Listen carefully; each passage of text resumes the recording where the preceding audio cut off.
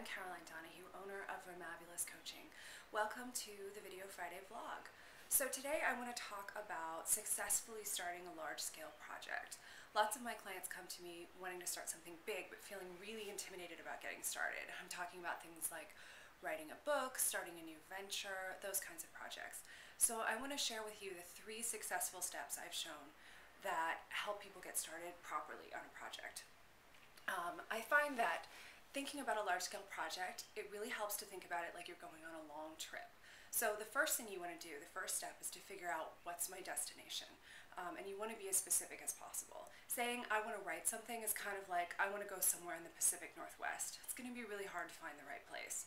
So what you want to do is get very, very specific about your project. I want to write a book. I want to write this kind of book is kind of like saying I want to go to Seattle. So you want to be very specific. You want to have airport codes for your destination. So that's the first step, is to pick your destination. The second step is to figure out how fast you want to get there. Now, it's a really different trip if you're going to take an airplane to Seattle versus taking a car versus a bicycle versus walking. And I think a lot of times what happens is people expect the results of taking an airplane when they really don't have the lifestyle or the time structure that's going to allow them to travel in that fashion. So what that means is, if you're going to take an airplane to Seattle with your project, that's kind of like, I'm going to write this book, or I'm going to develop this television show, or this script, or launch my new career. I'm quitting everything else, and I'm starting right now. And I'm going to spend all of my time and all of my effort and all of my resources on it. That's taking an airplane. Taking a car is kind of like, okay, I'm going to take a part-time job to cover some of my expenses, but I'm going to spend the rest of my time on this project. And taking a bicycle is maybe like, okay, I have a full-time job, but in the evenings and some time on the weekends, I'm going to spend on this project. And walking is kind of like, my life is crazy, I have kids, I have a full-time job, and I'm just going to cram this in wherever I can.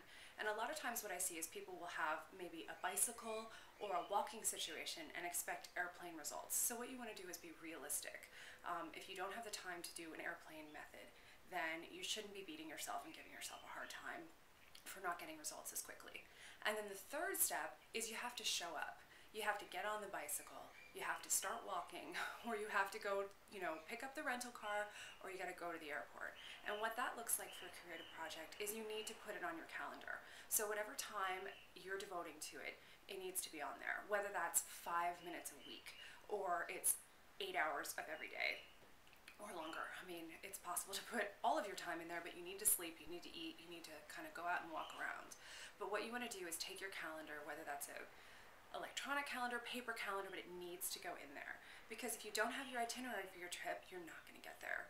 So those are the 3 steps I recommend setting up to start a new project. And then next week we're going to talk about how to move forward from that point. So thank you so much for joining me, and I look forward to seeing you next week. And until then, have a remabulous day.